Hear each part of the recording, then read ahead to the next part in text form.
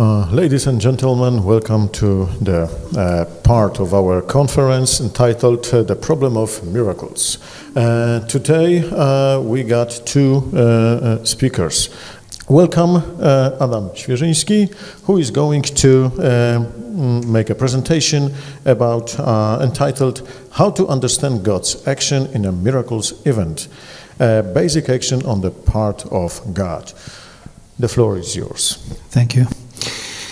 In my presentation, I'd like to propose some understanding of God's action in miracle, which I called, not only me, of course, a basic action.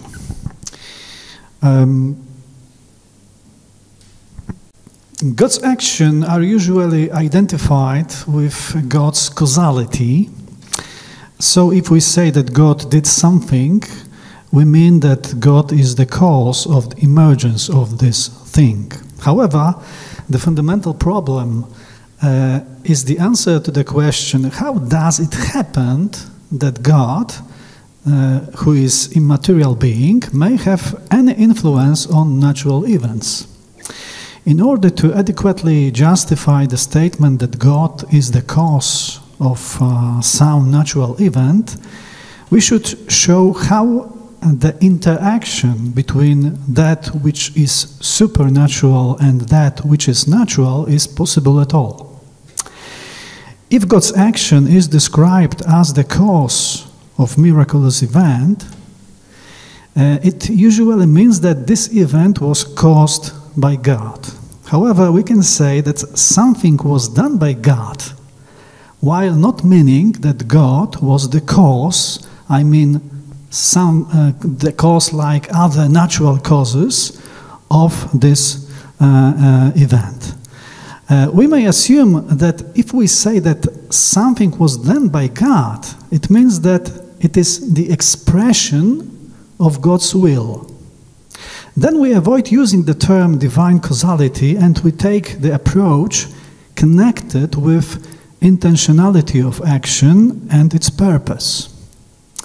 If the category of causal God's action within miraculous event is not adequate and it doesn't provide the possibility of adequate description of miraculous God's action, I propose reflect upon the analogy between God's action and human action.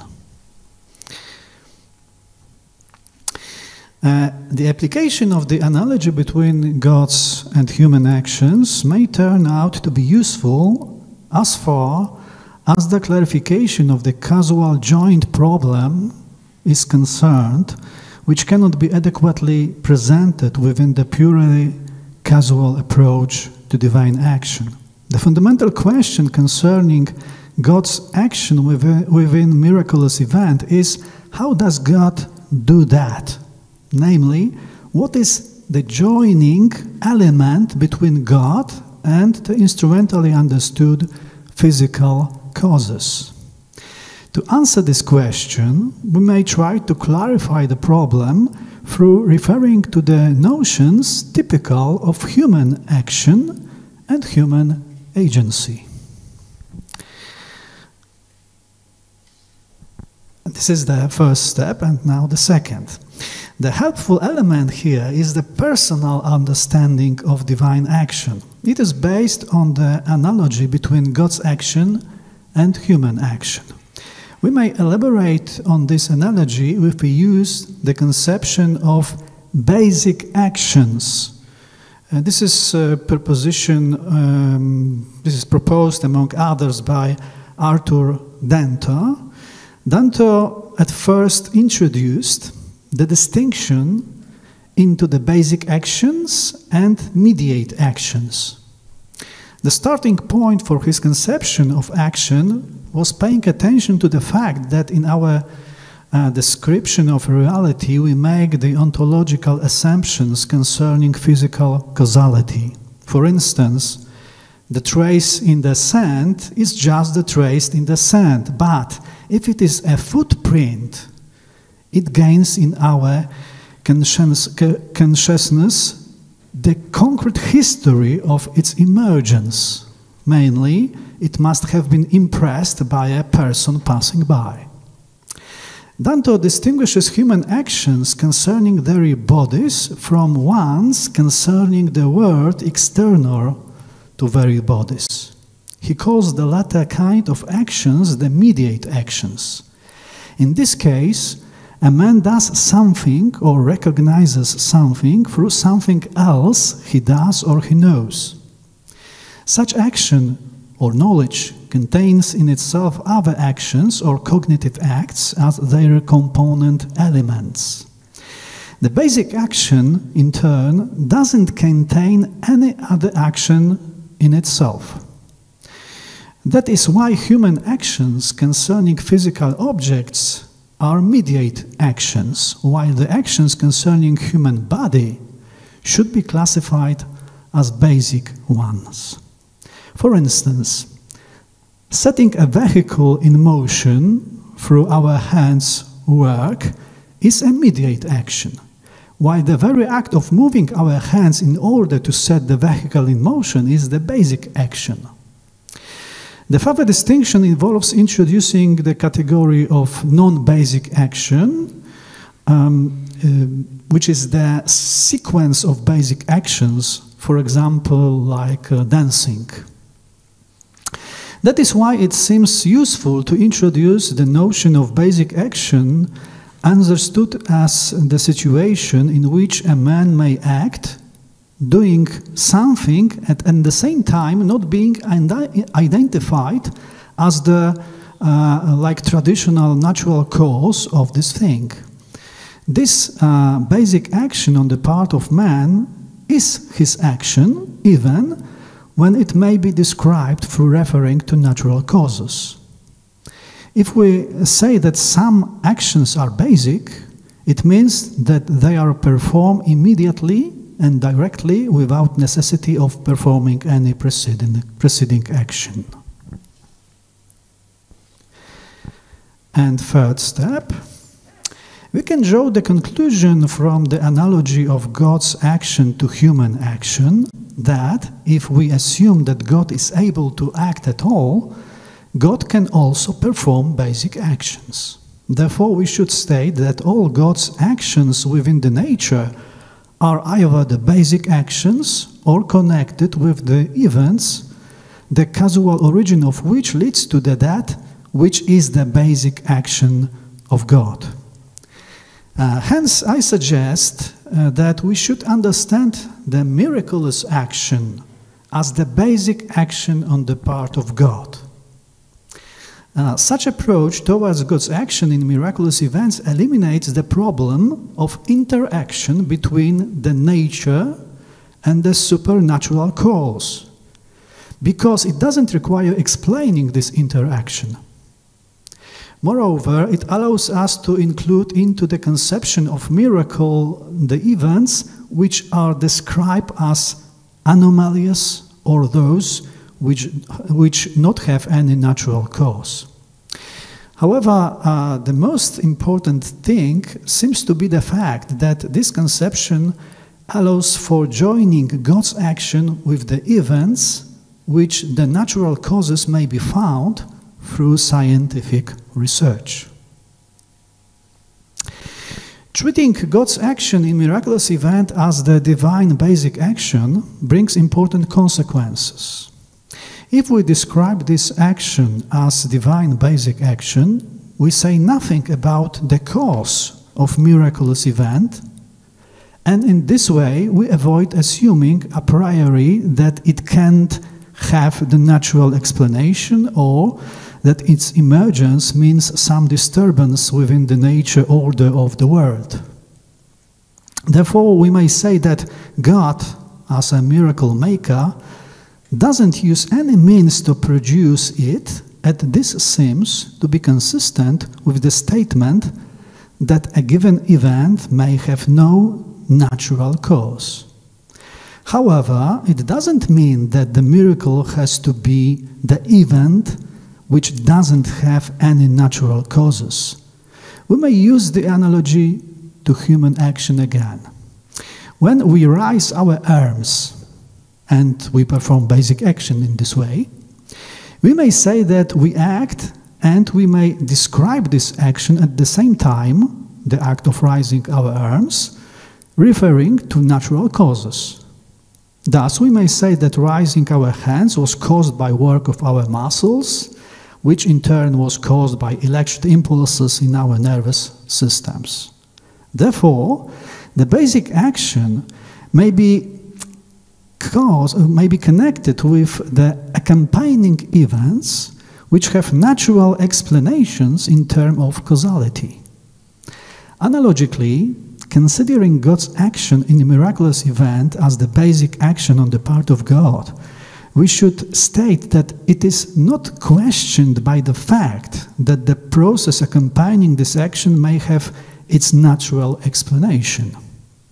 The potential objection that the reference to God's action becomes unnecessary when we are able to point the natural causes of the event is inadequate because the act of referring to the basic action on the part of God is the type of explanation different from causal natural explanation. So it is not the competition for causal natural explanation.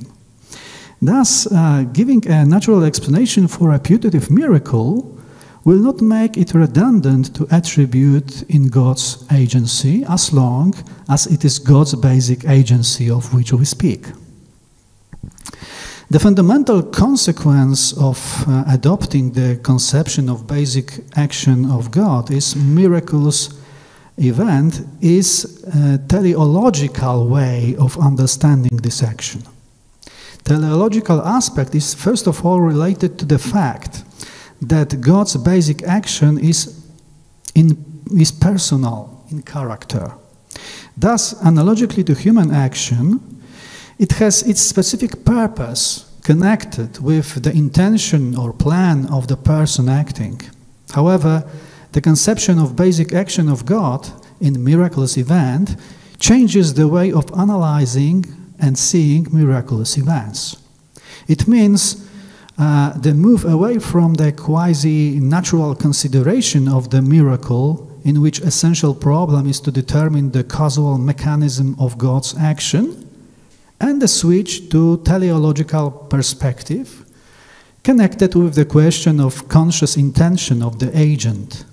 Teleological perspective allows us also to take into account the miraculous event with all of its dimensions, namely as the event which concerns not just the nature alone, but a man in particular. A man is also, of course, part of material world, but because of his complex psychophysical structure, he stands out from among other beings, so he shouldn't be treated as being equal to them.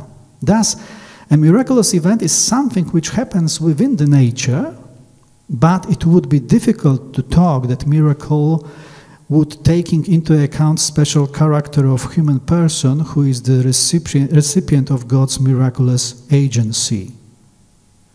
Thus, we can talk about miraculous events only in the context of a human being's presence within the world, and not just within the context of natural phenomena alone.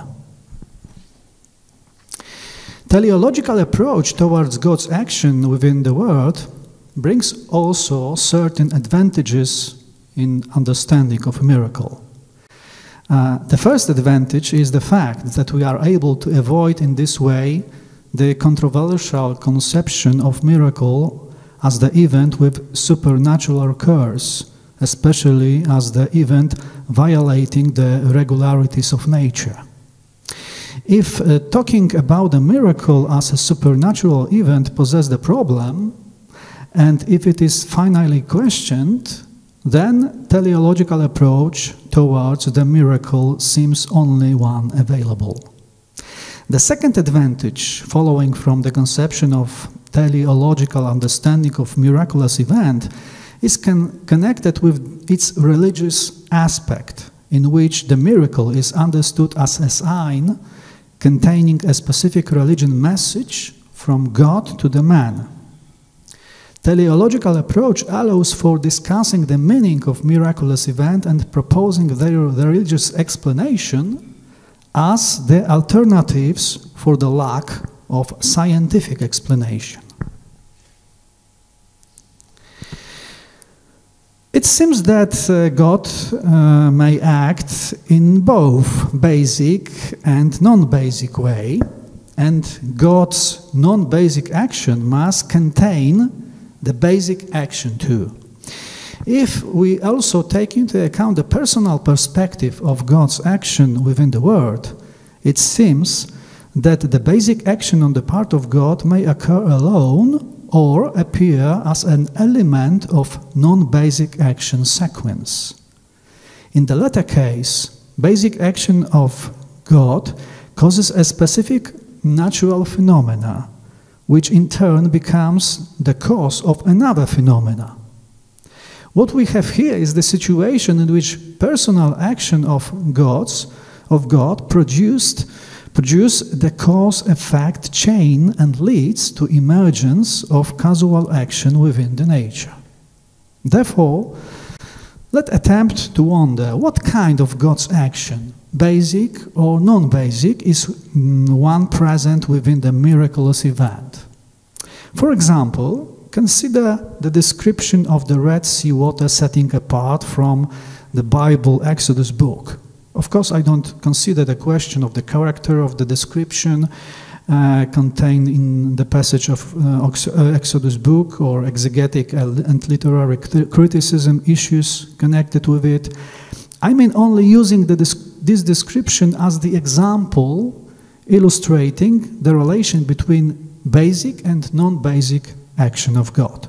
So, the Red Sea water setting apart may be understood in the following way. First, the fact of water setting apart caused by the wind, according to the text of the Bible, which in turn was brought about by God, was miracles. Second interpretation, the emergence of the wind, which caused the fact of water setting apart, was miraculous. And third, both the emergence of the wind and setting apart of the water were miraculous. Within the first interpretation, we understand God's action as the cause of the event. God is the direct cause of the emergence of the wind, which in turn is the cause of setting apart of the water. Thus, we may talk about the indirect action of God, which led to the emergence of miraculous event.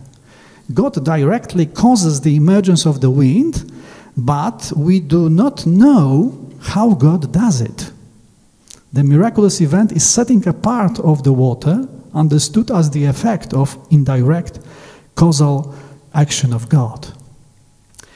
Within the second interpretation, God is not the cause of setting apart of the water. This cause is the blowing wind. Hence, we may say that God's basic action caused the emergence of the wind, and as a result of blowing wind, the water set apart.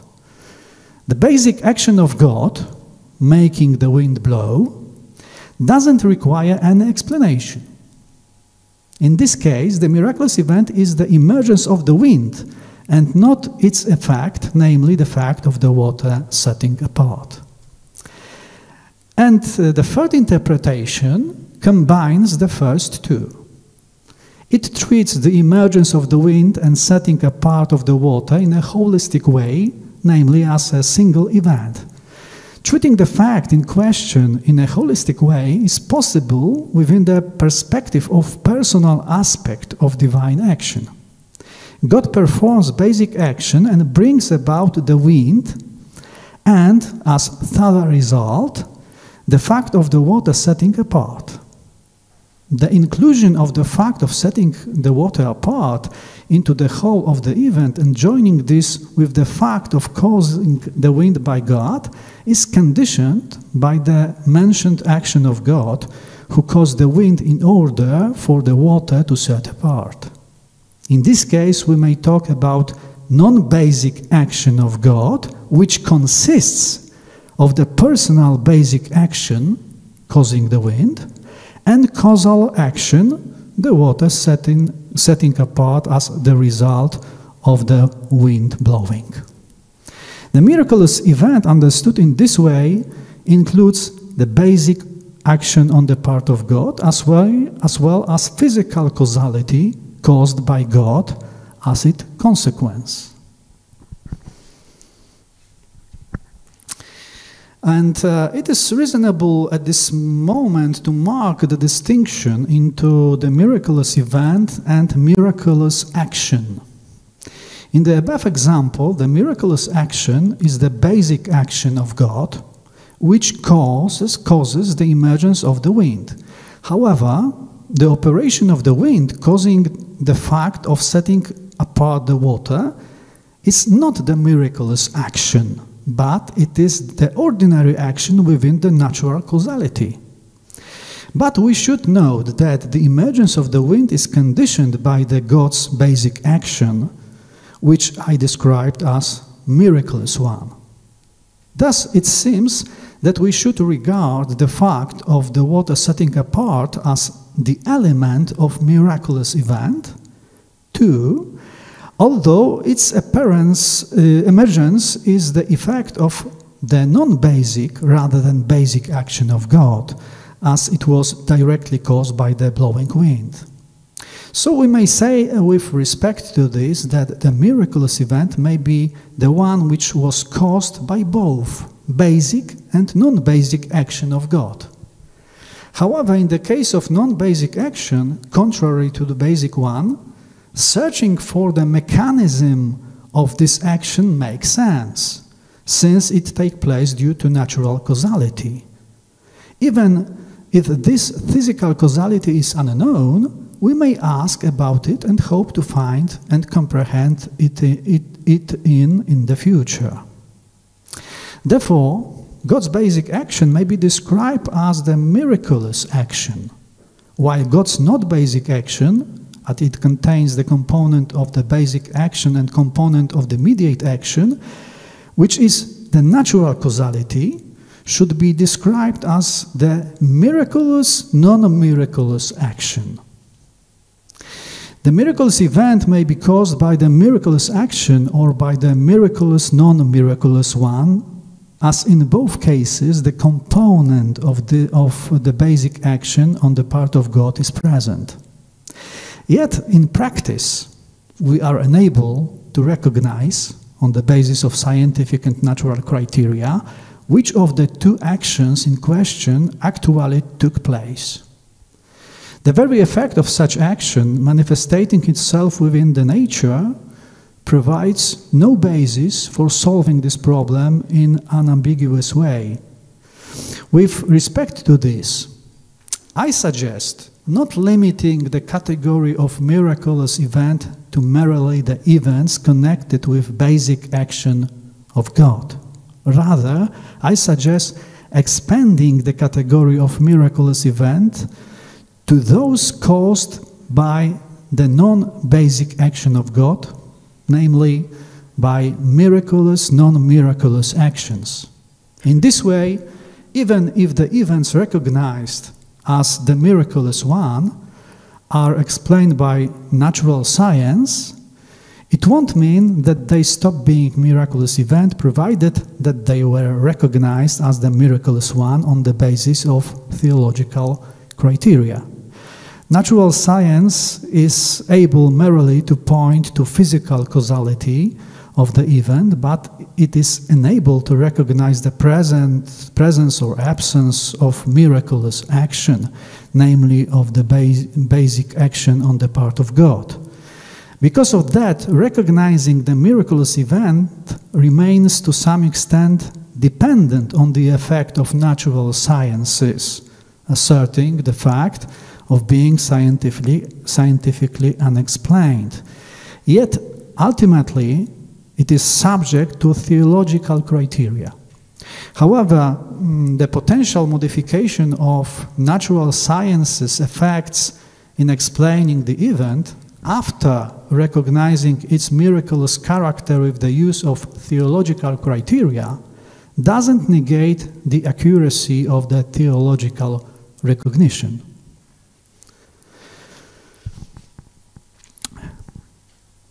And conclusion, due to recognizing as a miracle the event which is caused by God's non-basic action, with the component of God's basic action in it, we do not have to solve the problem of causal connection between God and the nature. And at the same time, we may reasonably claim that it is consistent with regularities of the nature. We confine ourselves to saying that God, through the basic action, made the nature to act at a concrete point of space and time according to its regularities and in accordance with God's intention aimed at achieving a specific purpose. Understanding God's action in a miraculous event as the non-basic one allows us to achieve the appropriate balance between the causal perspective of God's action and the personal aspect of God's action. The emphasis is put on the personal action, as the God is the acting person, who realizes a specific purpose in the action. However, because this action is manifested within the natural world, in which we accept the function of physical causality, and which is being examined with natural sciences methods, the perspective of causal action of God cannot be totally ignored. The most important thing here is that we shouldn't treat this perspective as the fully adequate for explaining divine action. Reducing God's action to the level of the operation of physical causes ignores the essential element of God's action, namely its purposefulness. In turn, treating God's action as the cause other than physical causes doesn't allow us to correctly regard it as the cause of anything. Instead, the personal aspect of God's action enables omitting the mentioned trap of divine causality and causal joint without negating the possibility of causal perspective in examining the effects of God's action within the world. In this way, the methodological postulate of preserving the autonomy of scientific knowledge and theological knowledge is realized. And in view of this, an irresistible association arises with the creative action of God while uttering the word, expressing God's will, at the same time makes it become flesh, a certain reality appears. One may wonder then whether a basic action of God should not be understood as a creative action. The act of creation. So, if so, then miracle understood as the effect of a basic action on the part of God could be considered as a new creative action that takes place within the already created and existed reality. Thank you.